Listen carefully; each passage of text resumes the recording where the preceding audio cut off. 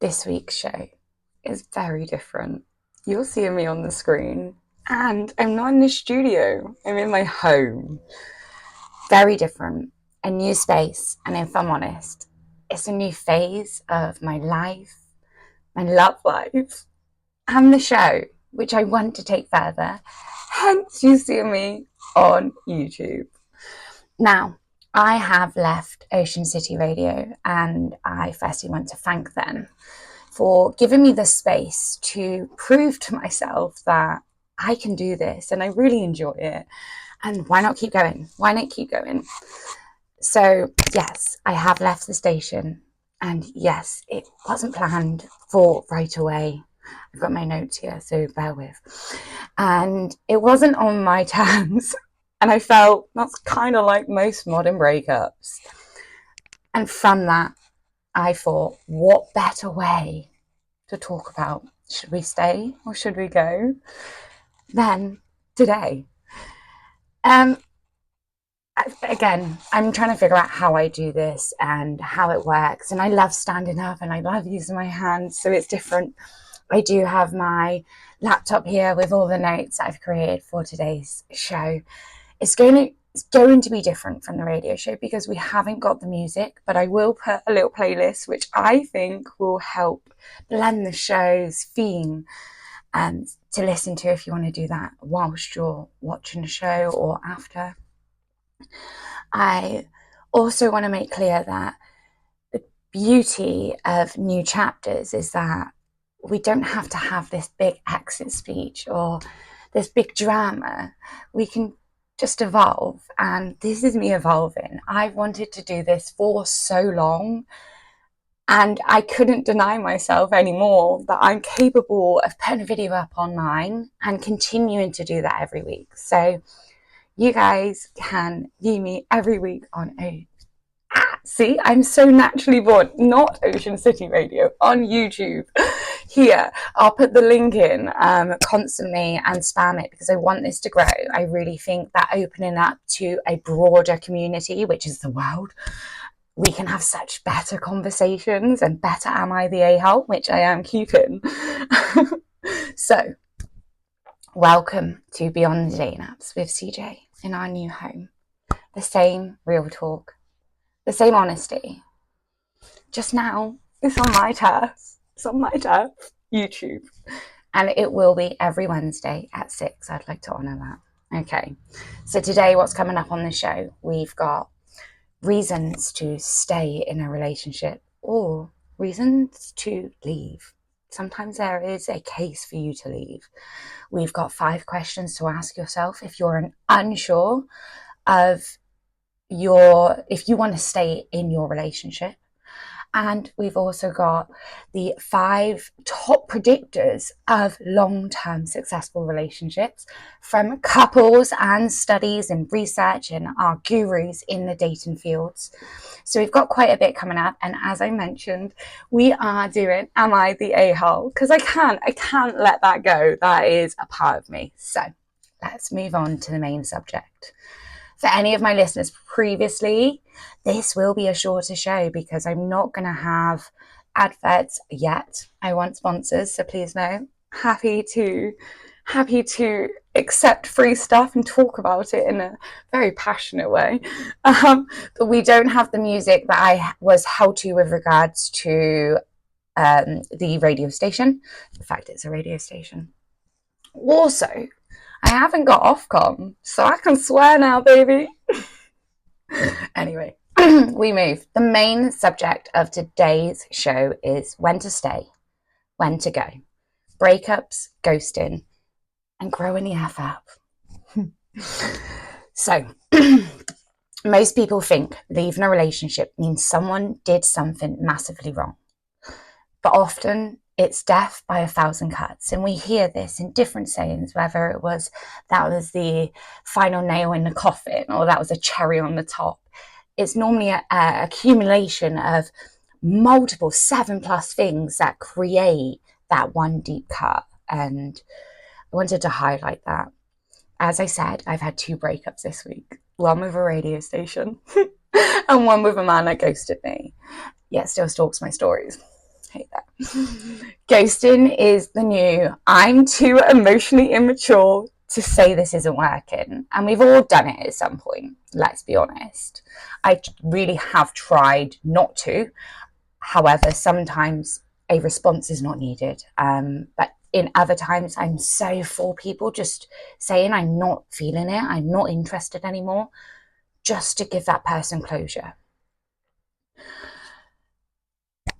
If your best friend, I wanted to pose this, if your best friend described your current relationship, would you tell them to stay or go? Let me know in the comments. Okay. So I thought, what better way to break down, I like a red flags and a green and a pros and a cons. I like to give us lists. And I thought, why not do that? So reasons you might need to leave a relationship, aka it's no longer serving you, or you're both stuck in limbo, which I see so often. Number one, you are becoming someone you don't recognize. So snappy, withdrawal, anxious, walking on eggshells, second guessing yourself. Do I like who I am in this relationship? I think that's a really good question to ask yourself. And not just when it's bad. Ask yourself that when it's good as well. I think it's really good to measure yourself on both them feelings. I'm seeing this a lot with regards to certain family members where they do not want to be in that relationship, and as a result, their building resentment is turning into anger, and it's so sad to see, because we know that if you just rip off that plaster, it probably won't be that bad. Okay, next, number two. You are staying for potential, not reality. So sayings like, they could be great if they just did this, or oh, they said this, that they're going to do it, so you're like waiting for them to do it, or that opportunity to arise. But how long have you been saying that, and what if they never change? And I think that's a really good question. I ask this in couples therapy, like, what if that person next to you never changes? Would you still want them? Number three. I don't know, I said two. Three. You are doing all the emotional labor. So you're initiating, you're fixing, you're planning, you're talking about your feelings. And I always say, like, if you stopped trying, would the whole thing collapse? So is this just a one-sided thing? Are you doing all the work? Are you the one trying to fix the relationship? Sad, isn't it? Sad. Number four. You don't feel emotionally safe. I thought I wasn't recording then. That would have been terrible. You don't feel emotionally safe. So, meaning you can't speak freely. You walk on eggshells. We know these feelings, or worse, your boundaries are ignored. Whether that's, please don't touch me there, or, please don't get in my face, or please don't scream at me, or please stop hitting me. Whatever these boundaries are, they are being ignored. And number five, there's been betrayal, not just cheating. And again, the conversation of cheating needs to be spoke about more, because I do believe that everyone has their own definition of what they would accept as cheating or not. So like lies, I'm talking about broken trust, financial manipulation, dismissing your feelings, they're betrayals too. And then number six, and this is so common, so sad, but it happens. You've outgrown them. It's okay to say, I've changed and they haven't. Leaving isn't about hate. It's about honoring growth. And sometimes two people can outgrow each other. So that was my reasons of, sorry, I keep knocking myself. I'm such a fidget. I'm such a hands person. Yeah, so for me, I wanted to highlight, if you are feeling any of these things, I'm not saying leave straight away, I'm just saying pay attention to that. Pay attention to how often you feel these things. Pay attention to if that person is aware of how you're feeling. And being able to, one, just have awareness of how you're feeling is already the biggest step you need to take. Okay, let's move on. Number 2, reasons to stay and fight for the relationship when it's hard but still worth it. You are both still showing up. So arguments happen, of course, but both of you are trying to understand each other, not just win the argument. You share core values, not just vibes. So love languages aside, do you agree on the big stuff, like how you raise children, what your lifestyle look like? Are you outdoors people? Do you agree on how you spend money? And the emotional maturity of what it takes to build and grow a healthy relationship. Number 3, there's trust and communication. You can speak honestly, even if it's hard. You are heard and responded to, not just tolerated or, grunted at, like, Number 4, you're still curious about each other. I love this. I'm not sure where I heard it, but it was that you never stop learning about your partner because we're constantly evolving. So yes, they may have liked chocolate spread for 15 years of your marriage, and now they would prefer jam. I don't know, I'm giving you an example here. That change, evolve. You're still learning about each other. You still ask how their day was. You want to know. Number 5, and the last one, you're growing in the same direction. So change happens, life happens, unexpected, crappy circumstances happen, but are you both doing it together, So real relationships aren't easy. I always say this. They are chosen over and over again. And I like to remind people, especially the singles that moan out there, that when you get into a relationship, there's so much work. And you're doing this inner work and you're doing the work on a relationship.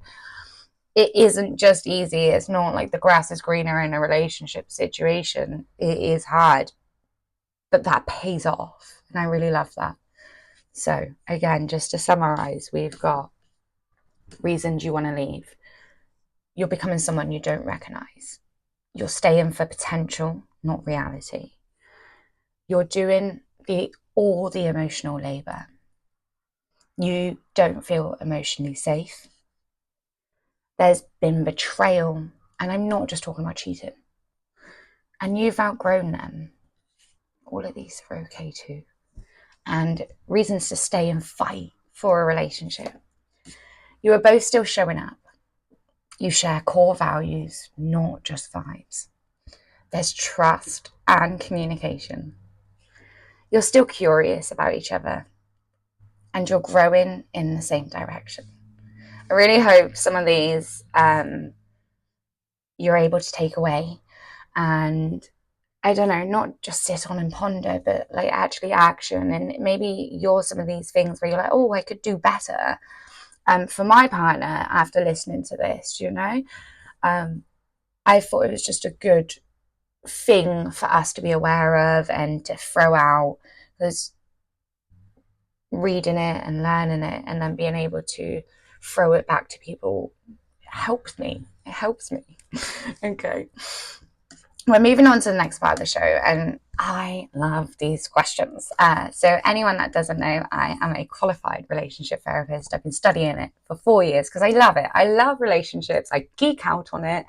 I want to know how we do this, how we have this ride or die, have your back human being that I'm also extremely sexually attracted to, and the loyalty and the commitment, etc., etc., etc. The idea of it was always so fascinating and something I so wanted. And you have to learn, as we all do, especially if you didn't grow up with a healthy sort of love around you from your parents. You have to learn these things. And I thought, like, for those who don't know, how, if this person's right for them, or who didn't learn like me, what a healthy partner for them looks like. How can we do this? And this is why I do the lists, etc. Because I try to help myself, and I want to spread that. So the questions, and I love this. So Chris Williamson, we all know I'm a fangirl. Chris Williamson has a podcast called Modern Wisdom. He read out, I think this was last year, a Reddit thread, and it was 5 questions to ask yourself if you are unsure about your partner. They are bloody brilliant. Please lock in. Okay. People know I've asked these questions around me because I ask these questions all the time. They're awful, but they're also brilliant. Okay, brilliant. And this is both sides, both sexes. Okay.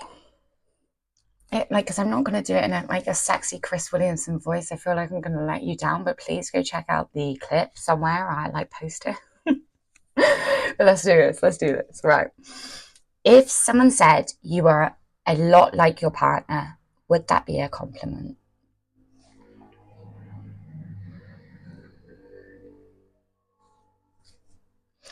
There's no right and wrong answer here. I'm just asking these questions. Okay, peace. Are you truly fulfilled or just less lonely? And I think that's a really good question for these times, because the loneliness is through the roof. There's more single households than ever before. So good question. Can you be yourself, or do you feel the need to change for your partner? And if you answered yes, I'd maybe look at what changes you make and if that's something you want to be. Number 4. Are you in love with who your partner is now, or just the potential? Talking about potential again. And number 5. Just like CJ, no more. Would you want your future child to date someone like your partner? It's awful, isn't it? You can understand why I was like, that last question's a banger. Okay. Please as well, if anyone has any thoughts and answers, or wants to reach out, I'm going to put all my socials there. Also, please leave comments, get involved. I love it when we can all talk and hear each other, actually hear each other. Okay, as I said to you, I don't just talk about the bad and the ugly. I like to talk about what works as well, because it does work. Relationships do work. Monogamy does and has proven to work. Maybe that is a smaller percentage now because of the influences around us and the options that we have. However, I really like understanding, as I said, a geek out on this, what makes a healthy relationship. So I did some digging, didn't I? What long-term couples, 30 plus years, say actually matters.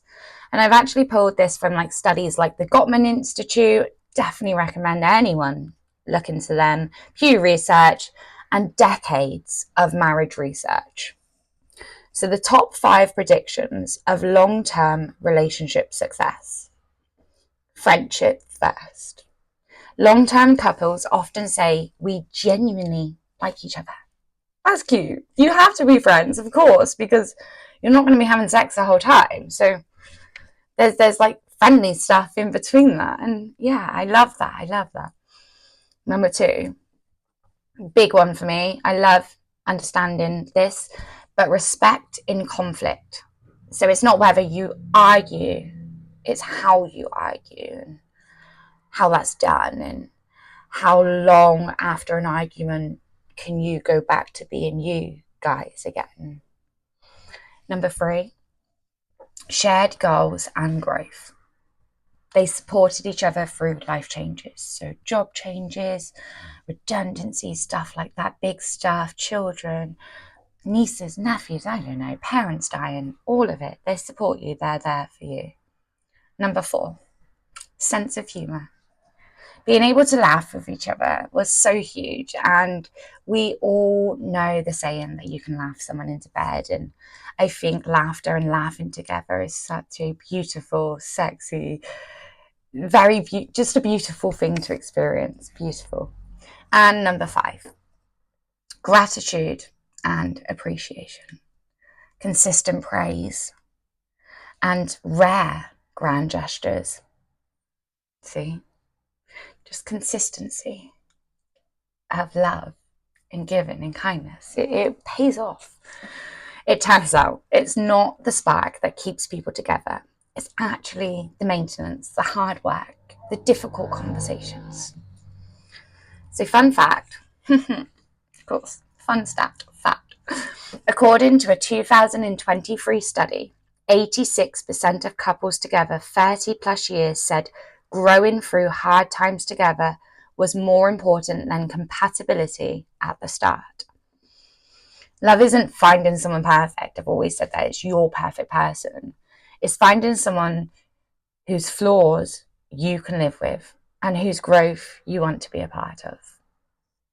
Beautiful. Beautiful. I love it though, because it shows you that, you know, like kind of like attraction does play a part, of course, but it is all about that friendship and the laughter and the silliness and the shared goals, growth, movements in life. And we can easily do this. I think I'm struggling with my words, but we can. It's easy to do. I think we just haven't been taught how to do that. And especially, again, going back to previous conversation, if we didn't grow up with it, or we weren't surrounded by it, or we're not surrounded by it now, it's really hard to see how this is easy. Beautiful though, beautiful. I loved Beyond the Dating Apps with CJ on Ocean City. I had so much fun doing it. And one of the things that seemed to get a lot of listeners going was the Am I the A-hole edition of whatever I was talking about of the show.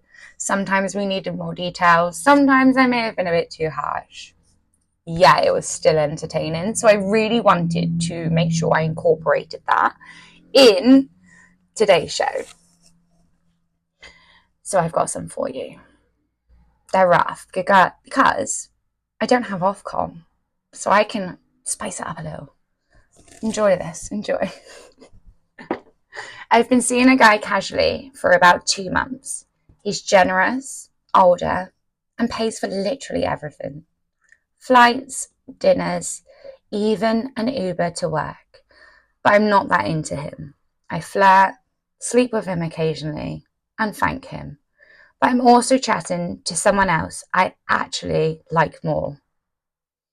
Am I the a-hole for using him for the lifestyle until I figure out what I want? I don't want hate for this, but yeah, of course you are the a-hole. Yeah, you're using someone who likes you. This is sugar baby territory, surely. Or are we really talking this is modern dating dynamics now? Because that screams sugar baby.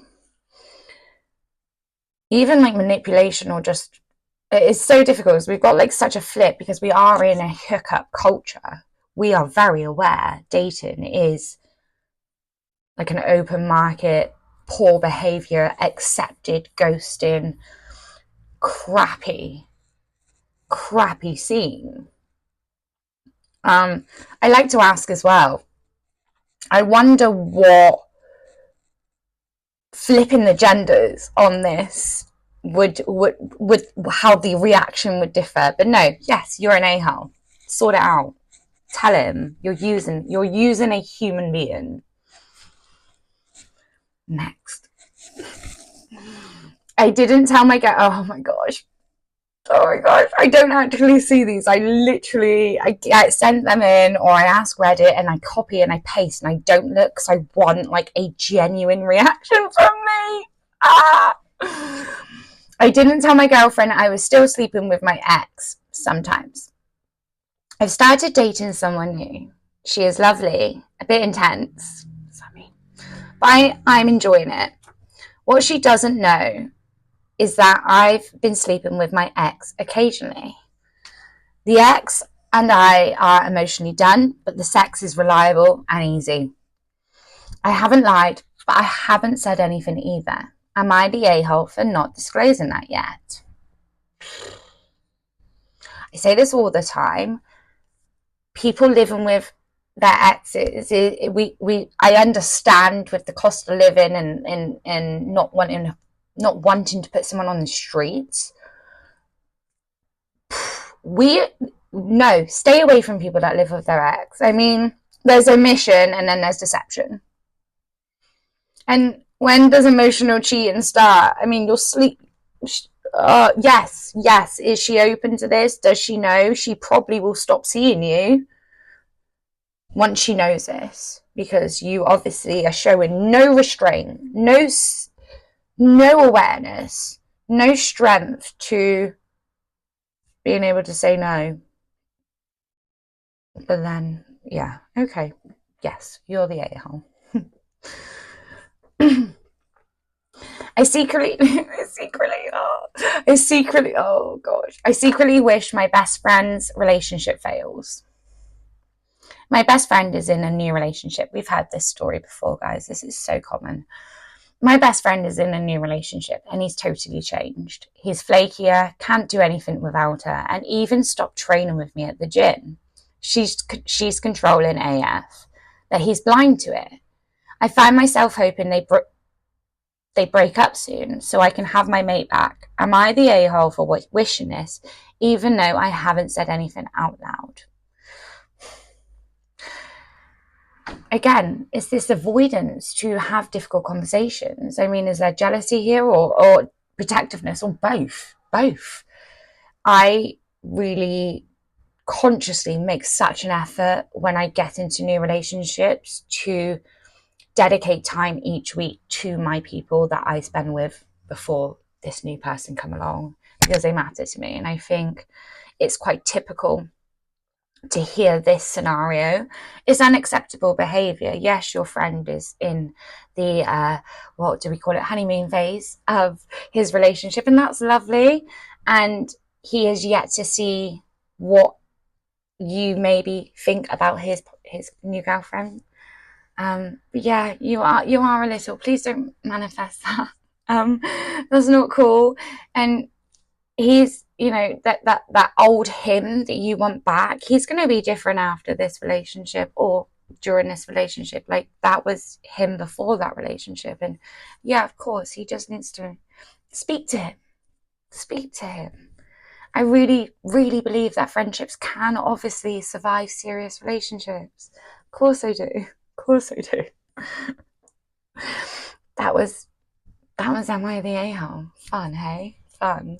Please disagree with me. I think the hesitancy to jump on to YouTube and do this was because I knew I could get hammered. That's it. So it's the end of the show, guys. It's a lot shorter than the hour I'm used to, but we haven't got the music, etc. I hope that you've been able to take something away, whether it was some feelings of unsureness in a relationship and whether or not you think you're in the right one, whether you heard something that was like, actually, I'm going to stay and fight for my relationship, or whether it was the Chris Williamson's questions that absolutely kick you in the gut.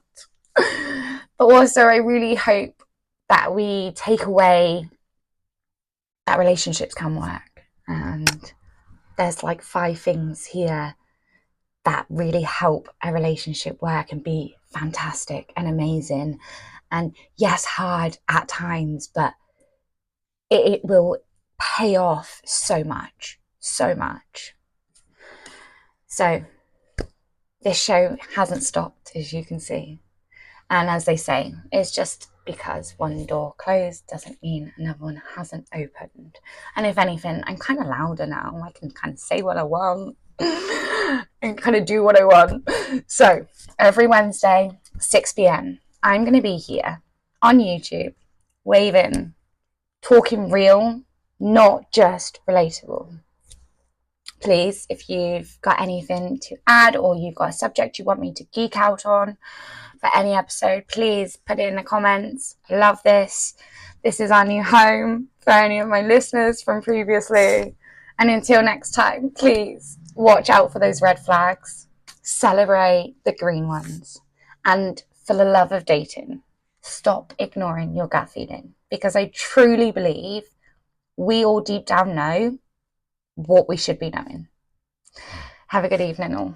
Bye.